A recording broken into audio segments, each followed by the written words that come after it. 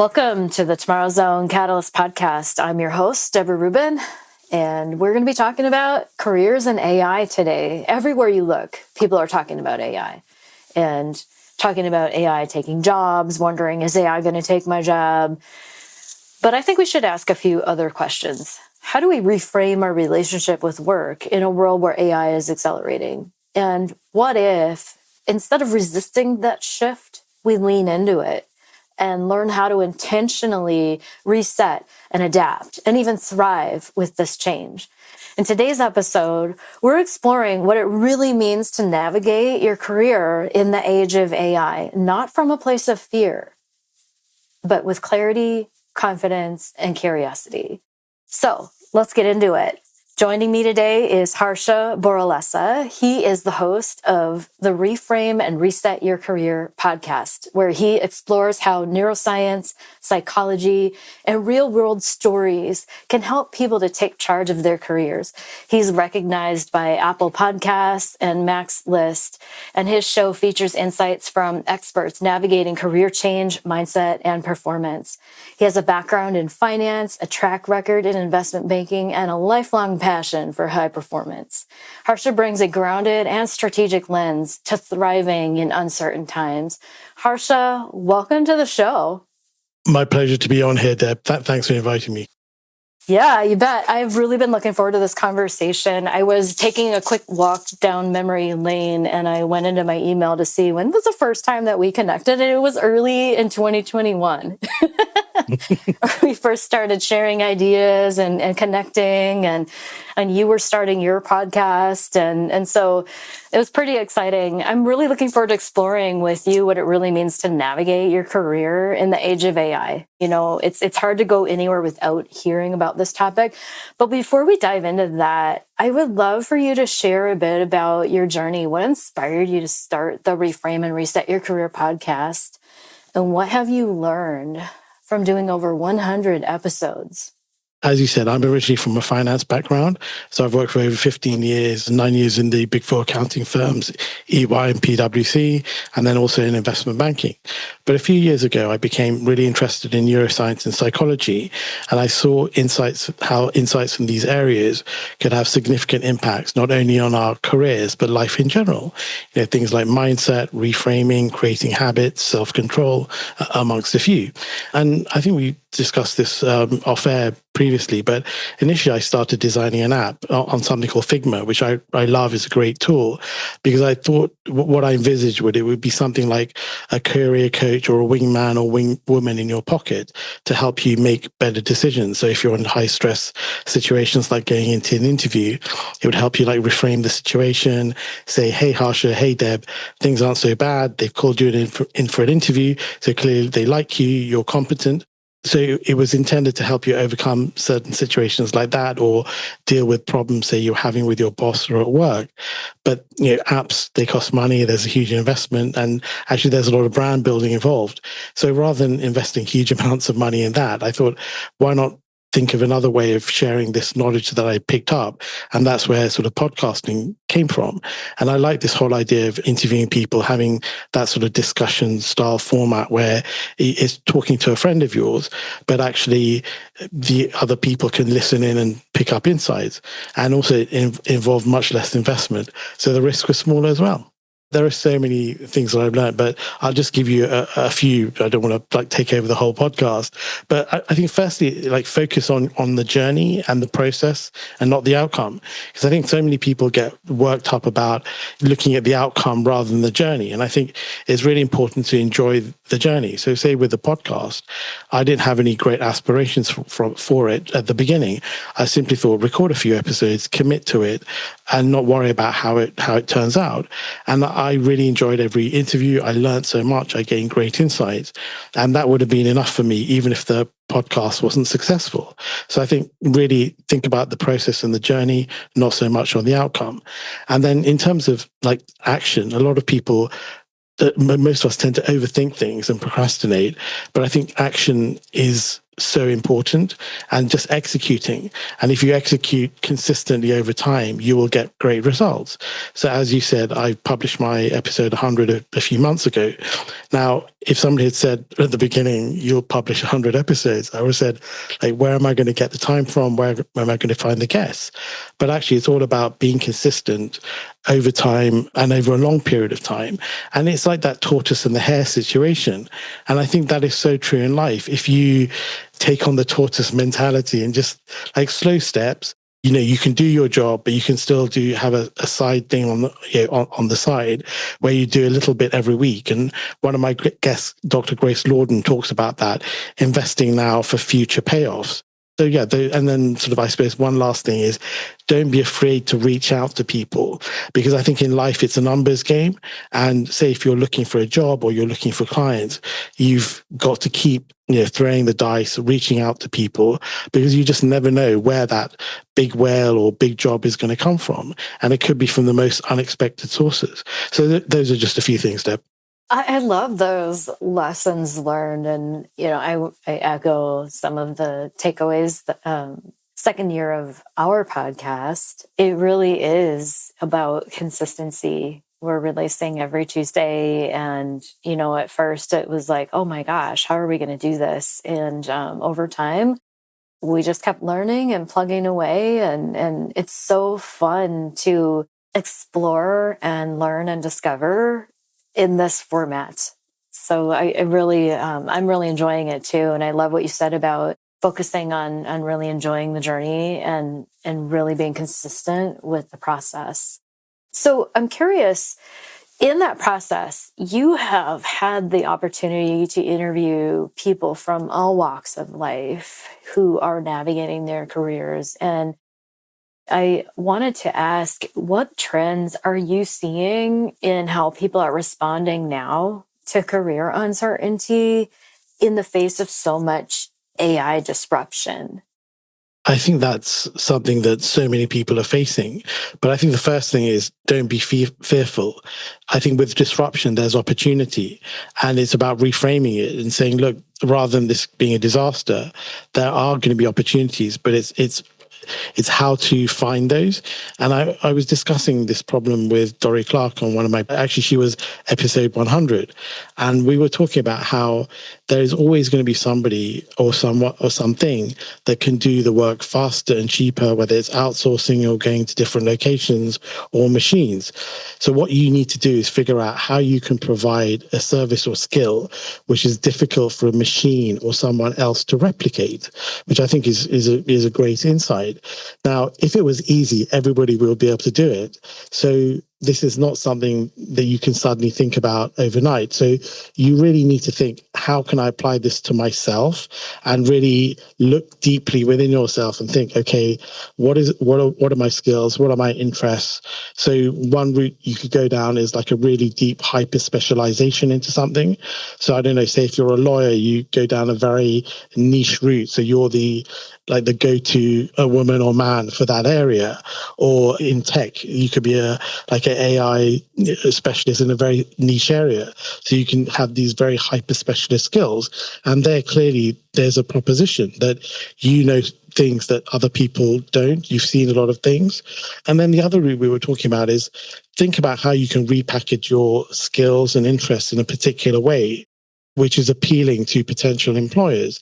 Now, this doesn't necessarily mean that you have a skill, but it could be that you have an interest. So maybe when you're going for an interview, you're talking about things, clearly you've met a certain bar, but if you have these diverse interests in particular areas, it could be that the person you're interviewing, they like classical music and you're an opera fan or something silly like that.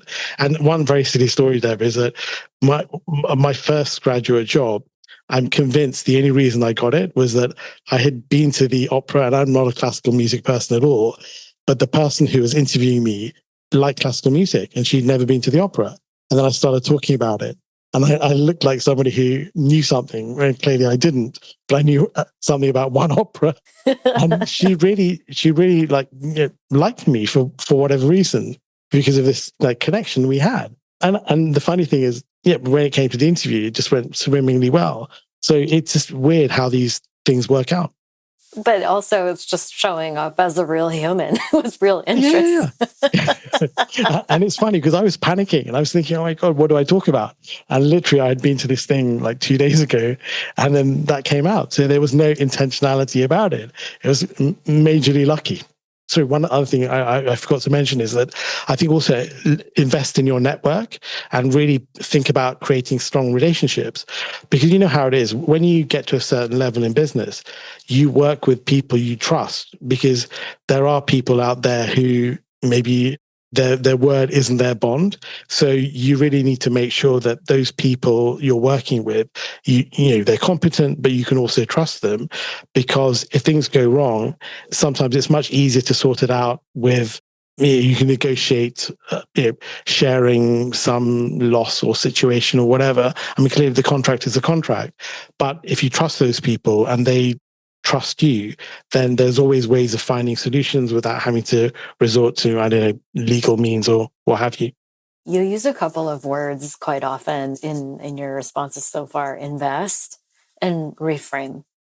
And so I love that you're talking about investing in your network and in building trusted relationships, but also you talk a lot about reframing.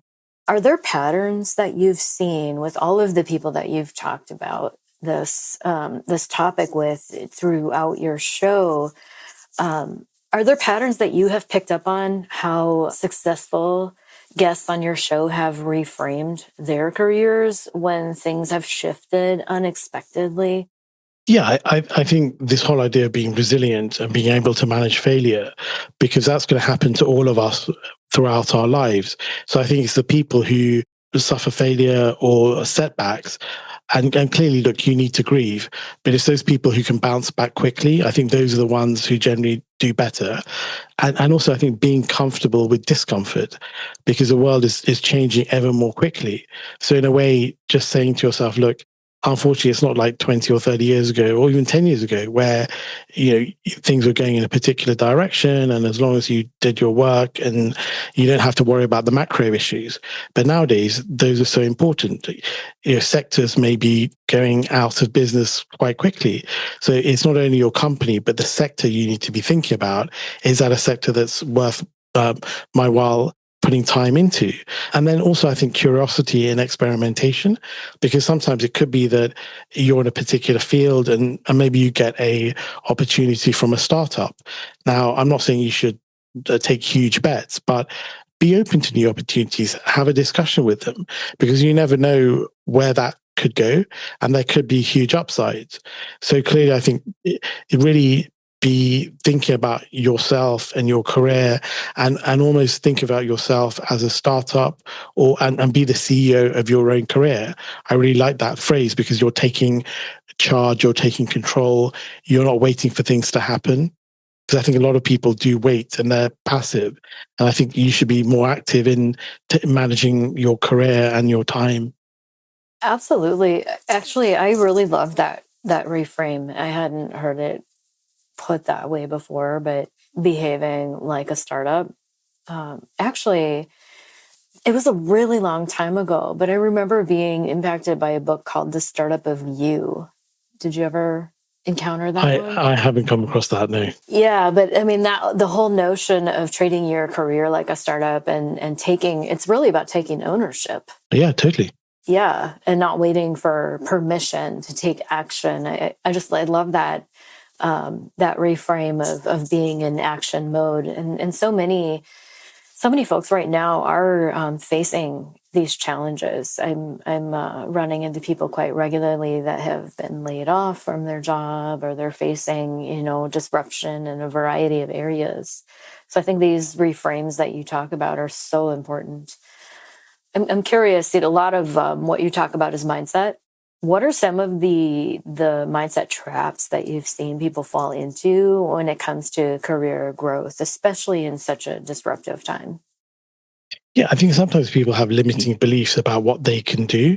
And I think it's really important to try and get past that. And say you're applying for a job or you're going for a promotion, just say to yourself, look, even if I hit I know 60% of those things apply. And sometimes this is a gender thing that, men are more confident about their skills and achievements, whereas women are less. So for your audience members out there, maybe the women, if you're feeling a bit shy, don't be. You need to put your best foot forward and submit that application or go for that promotion. I mean, what's the worst that can happen? They can reject you or you don't hear back. Hey, no big deal. So it's that whole thing about just give it a go, but don't worry so much about the outcome. And then this whole idea about fear, I think sometimes we're paralyzed because we're thinking AI, the bots are going to come and take over our jobs. But ultimately, I think, as we were talking about before, it's just reframing it, saying, look, this is a chance for massive opportunity rather than fear. And it's really thinking about how you can position yourself well and sort of ride the wave rather than be drowned out by it. And then also, I think, have the confidence to share your achievements. Because a lot of people think that they can't brag. And I'm not saying do this in an unpleasant way, but if you have achieved something, do share that and do share your thoughts and share your insights.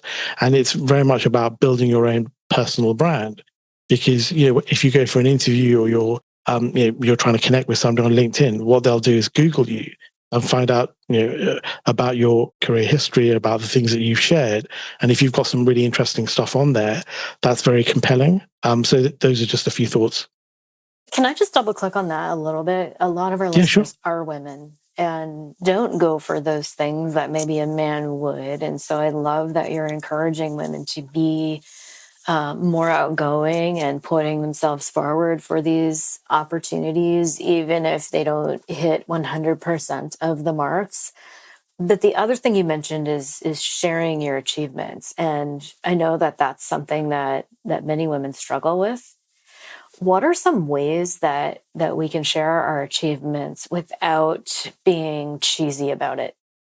Well, you can post on LinkedIn, but try and view it from the person who's receiving that post. So is there some sort of value that you've picked up?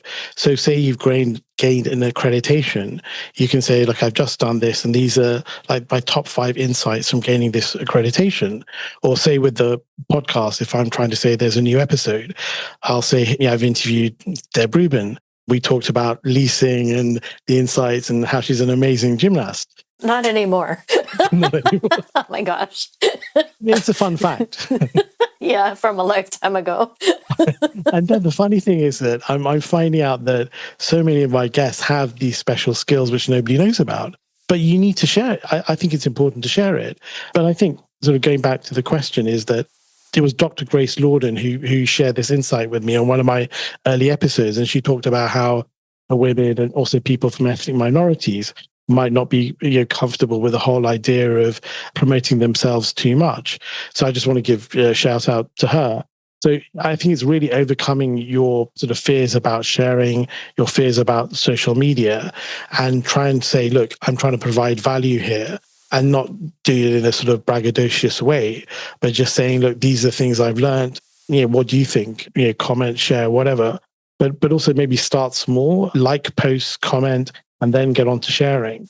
But then if you can actually create content, I think that's incredibly powerful, because then you're effectively setting the agenda and saying, look, there's this piece of work I've done. Obviously, as long as your company's happy for you to share it, but just say these are the key insights, and you're controlling the way it comes across, you're controlling the narrative. And I think that's very powerful. And it's not difficult to do as well.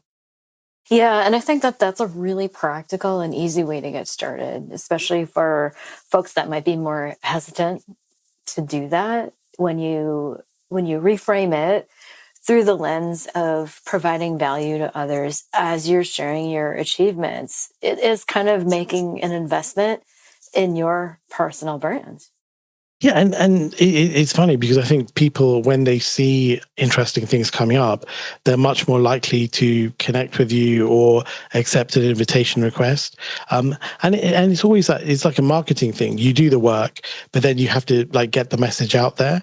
Also, a friend of ours, Janice Mandel, amazing marketing specialist, you have some amazing insights about the whole idea of getting your message out. But yeah, you can create content, but you've got to figure out how do you get it out to the right people. And people will definitely, if you're going in for an interview, they'll definitely check you out on LinkedIn. And if there's interesting stuff on there, they'll automatically start liking you. And it all comes down to that whole personal relationship. If people like you, then you've got much more chance of getting a job. That, anyway, in my opinion.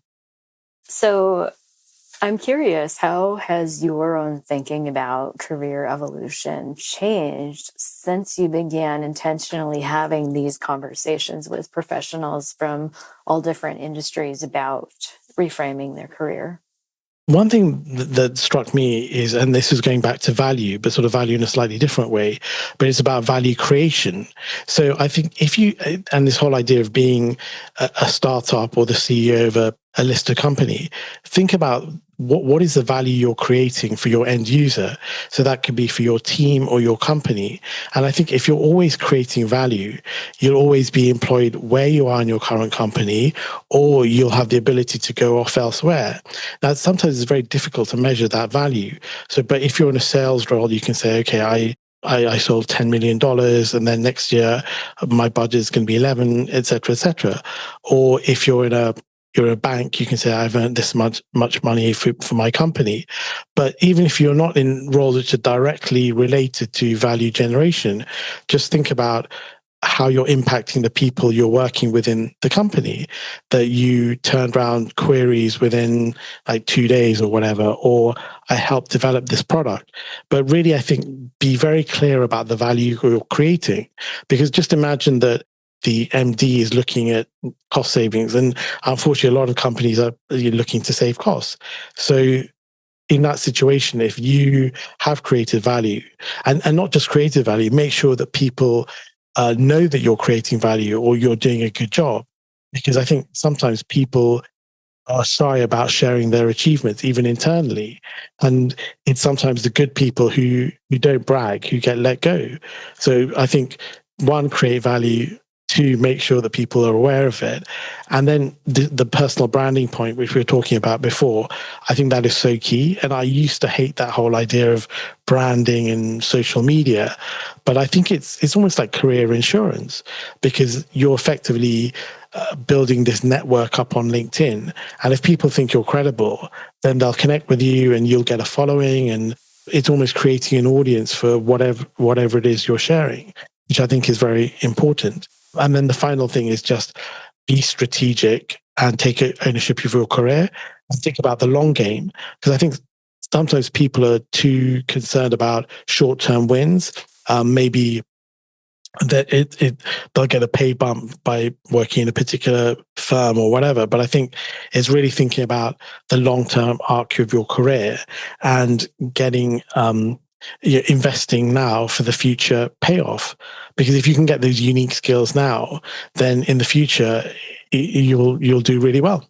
I think that is such an important point that you brought up there. It's actually totally TomorrowZone thinking, really getting into that space of thinking about what is possible, what do I want my future to be, who do I want to be, how do I want to live, how do I want to grow, and then you backcast into what are the actions that you want to take and the decisions that you want to make now to invest in that long-term future. It's almost like saying, okay, start with a blank piece of paper and think about the possible. Now, everything is not going to be possible, but as you're saying, you sort of say, okay, this is the goal, and then you like reverse engineer. And I just love that whole idea of thinking about what is possible, because sometimes we limit ourselves and think, we have to be in a 9 to 5 or we have to be doing this. But actually, who says you have to work 60 hours a week and get, a certain amount of money? You could be working 20 hours a week, but if you're doing it in a clever way, you can earn maybe 3 times that. But maybe it's not as guaranteed, because I think with working in a company, the trade-off is I give you my services for a guaranteed paycheck. But actually, how guaranteed is that? Because you can get let go at any time. Oh, yeah. So Yeah. The certainty has definitely diminished. Yeah, so it's really thinking about the trade-off and being very clear about what that trade-off is and what you're prepared to work for. And also sometimes I think with consumption, maybe consume less so you don't have the bills to pay, which is hard when, I don't know, healthcare or whatever, you can't really do much about that. You can't buy less healthcare. You have to buy some. So Yeah. Yeah. But I think, though, when you take that long view, it really can inform better decisions for now. yeah, And totally. I wanted to step back to one of the things you talked about earlier. That is so important, even beyond building your brand, is really investing the time and energy and putting yourself out there to invest in building that network now, so that you don't have to, try and figure it out if you are let go. Start building your network now. It's like digging your well before you're thirsty. I think that's a really great piece of advice, because we don't have any guarantees today. This is kind of an age of uncertainty. I wanted to just quickly ask, Harsha, where can people learn more about you and the work that you're doing? My website is probably the best place to go, which is harshaboralessa.com. And I'm also on LinkedIn. And if you could include those in the show notes, that would be great, Deb. And I'm very Absolutely. happy to connect with anybody. Absolutely. Okay. Yeah. So we'll include that in the show notes for this episode. So I wanted to wrap up with one question. And I was excited to ask you this one because you have talked to such a rich community of brilliant people. What do you wish someone would have told you at the beginning of your journey? I think a couple of things. Firstly, I think take a bit more risk, because I think at the start of your career, one thing that people don't realize, but even in the mid-career, you have much more time than you think. Now, clearly we're not saying do something which is ridiculous, but do look at the situation, and if it's slightly left field, do investigate, because the upside could be potentially huge. And the downside is, okay, I've wasted a year or 2 years. So really try and think about, if opportunities come up, investigate them. And then also, just if you're thinking about a new job or a promotion, even if you don't have all the criteria that are required, why not apply? Because I think so many people, they'll talk themselves out of going for a new job or a promotion. So I think that is key. And I think the final thing is really just the mindset of really think about how your career is planning out. Be strategic about that. Don't wait for other people to guide you.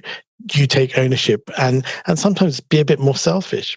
And clearly, look, if you're a selfish person, I'm not saying be more selfish, but I think most people are pretty reasonable, and they'd rather sort of let the other person step back rather than sort of step into it. And I think sometimes if you're on that spectrum of being unselfish, be a bit more selfish. Maybe you will get a lot of my friends saying, my God, he's terribly selfish. You should be less selfish. But I think sometimes focus on yourself and on your race, and don't think so much about what other people think. We don't often have people on our show telling folks to be more selfish, but I think, strategically, it makes sense, especially if you're going to take ownership of your career in a strategic way and invest for long term. And actually, Deb, one thing that struck me now, the way you can reframe that is saying, I'm the CEO of Deborah Reuben LLC, and I'm doing that for the LLC, not for me personally. Yeah. I think that is a really good reframe.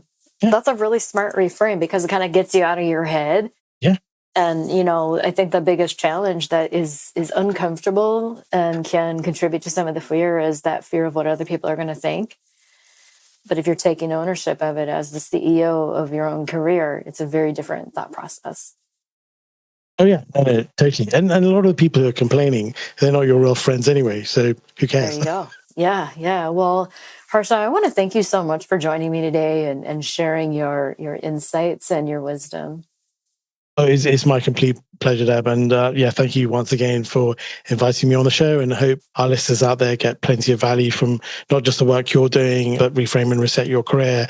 And I think TomorrowZone really dovetail nicely with the message that my show is trying to get out there. It's really thinking about the future, but you have the power to change your future. And I think it really does start with working on yourself. I mean, clearly, look, I'm not a psychologist, neither are you. So this is sort of pop psychology in a way, but it's really very much about start with yourself, change the way you look at the world. And that's a very powerful thing. Absolutely. To our listeners, I hope that you took away some awesome wisdom nuggets from that. I know that I did. I have 3 pages of notes already. As always, we love it if you like and subscribe, share the episode with a friend who might need it. Thank you for tuning in. And until next time, we encourage you to stay curious and choose to make awesome happen.